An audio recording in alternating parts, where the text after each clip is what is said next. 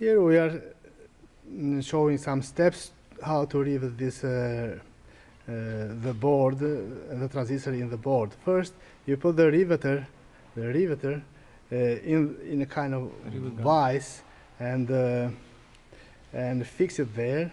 Then you put the rivet in this position, and above the rivet you put one of the plastic washers. Then you put the rivet head in the board, and another plastic washer, and the transistor. You bend the transistor, put on the, and push that about twice, and it is done. Okay.